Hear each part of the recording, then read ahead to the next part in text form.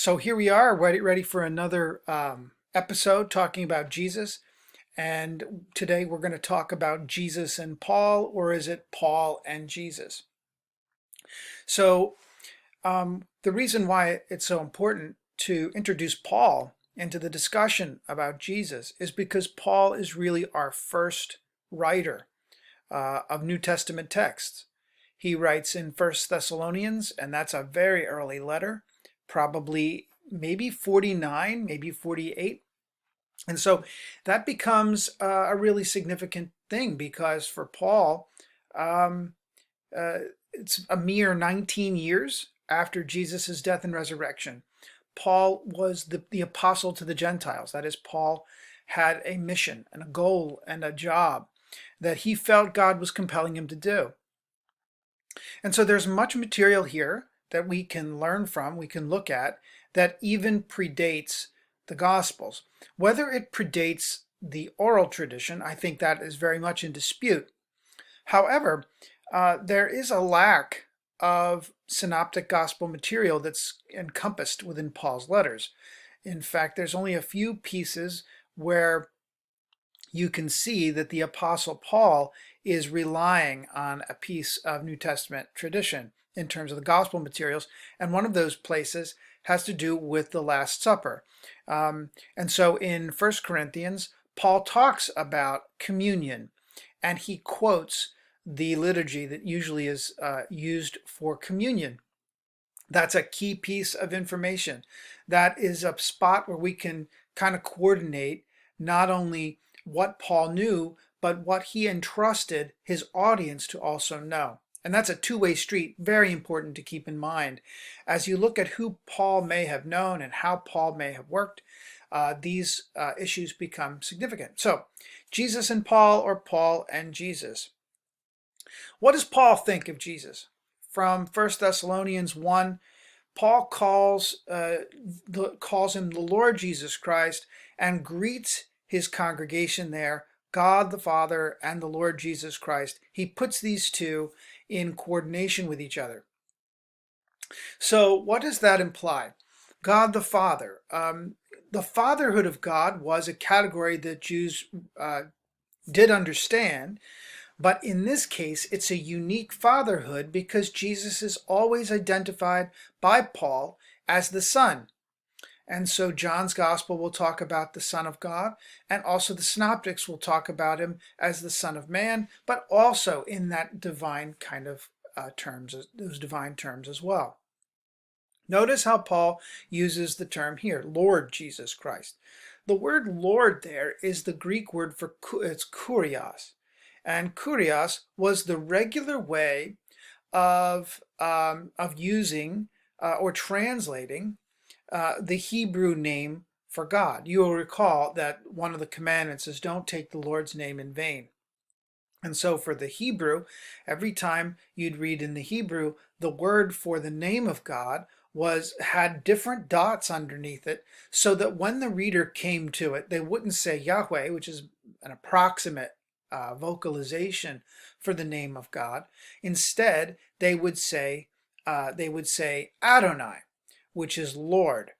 And so when the translators are working with the Hebrew text and translating it into Greek, which you know is the Septuagint, when they do that, when they get to that term, rather than say Yahweh, they say kurios.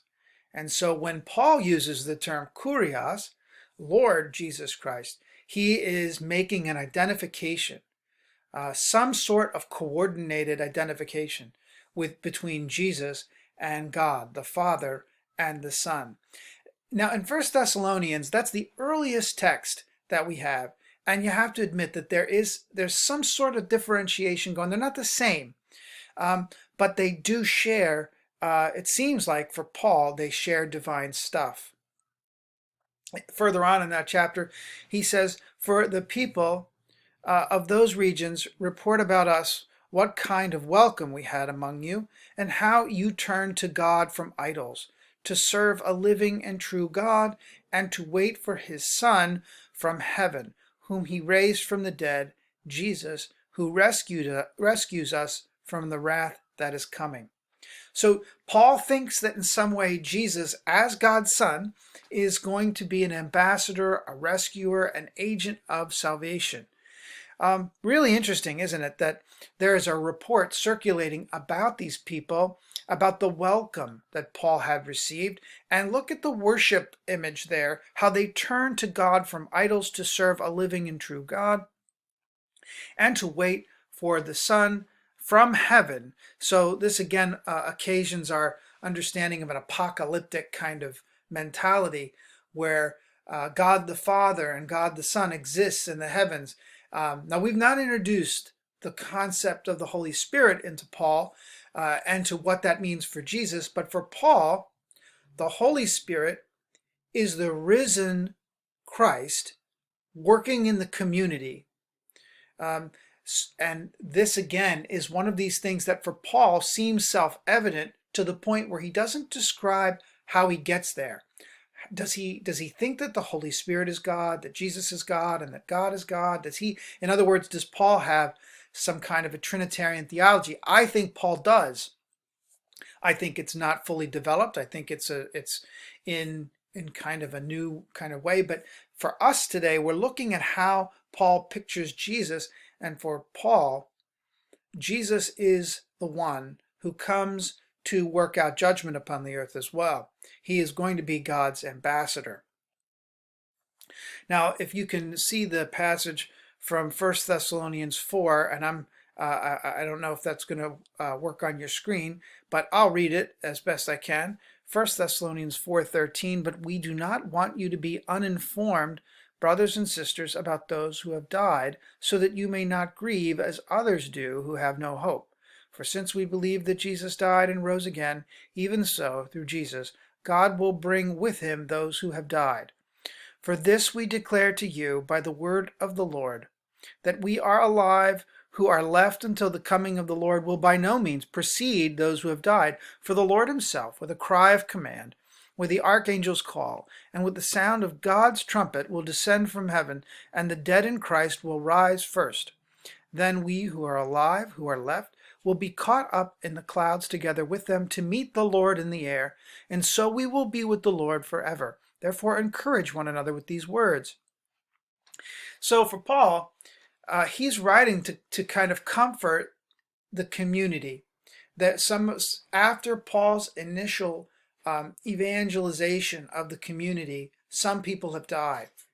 And so for Paul is looking to see if he can comfort them so that they understand that just because someone has experienced physical death does not mean that they're going to be separated from Christ. In fact, Paul says that the dead in Christ will rise and that they'll meet Jesus in the air. So here we have like an accompanying figure to 1 Thessalonians 1, 9, and 10, where Paul fills it out a little more. And what a robust apocalyptic vision this is, where Christ comes down, archangels, a trumpet, God's trumpet. That's a war horn, not a celebratory kind of trumpet. Probably not that kind of trumpet. The war horn was a mark of the battle. It's the thing that got people interested and moving toward that kind of battle. And here Paul is bringing the archangels with him. That is, these are the ones who are supposed to work out judgment upon the earth. Paul thinks that Jesus is doing that. That is a serious, serious claim that Paul makes, even if I did have to toot my own horn to make the point. Romans 1 and Romans in general treats of the issues related to faith and trust. For Paul, this is so important, that we trust Jesus, that we have faith in Jesus, that we believe in Jesus. And for Paul, all those terms that we just said in English are the same term in Greek. That is so hard to try to convey to an English-speaking world. But the Greek term, pistis, is used in all of these ways, in a variety of ways that indicate loyalty, trust, faith, belief. They're all there. And so he says in Romans 1, 16 and 17, I am not ashamed of the gospel.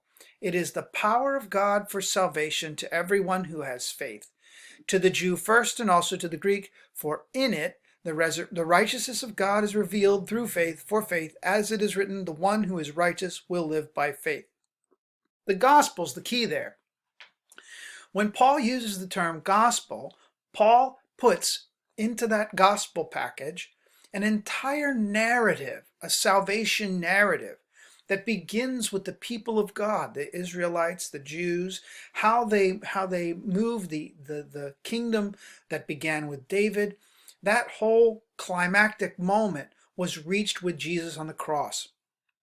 And then, when Jesus is raised from the dead, it's a verdict that God has done something fundamental in the world, to put the world to rights, to justify that world, to justify God and to justify God's world. And Paul uses that term faith to kind of illustrate what kind of response we make when we first encounter that message. So everyone who has faith, the power of God is revealed for salvation. Salvation from what? Well, if you look back to the Thessalonian passage, it can only be the wrath of God that's being poured out. And what would the wrath of God be poured out against? Well, it's against wickedness and the judgment that occurs in that respect. What I'd love to ask Paul is, in what way is God's judgment going to be poured out subsequent to the judgment that was poured out upon Jesus Christ on the cross on Good Friday? It seems to me that that is a fundamental pouring out of God's wrath in some definitive way.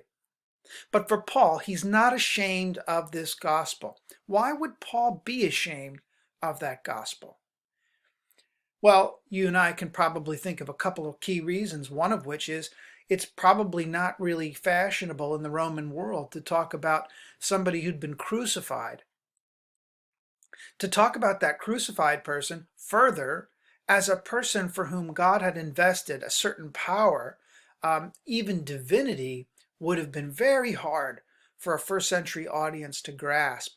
Certainly difficult for them to make the move from crucified person to raised from the dead to equal with God. But that's really what Paul's trying to do. In Romans 3, he puts a little bit of a point on it. He says, but now apart from the law, the righteousness of God has been disclosed and is attested by the law and the prophets. The righteousness of God through faith in Jesus Christ for all who believe. Now you see those two words there, faith and believe. Those are the same word, and that's the same word in the Greek.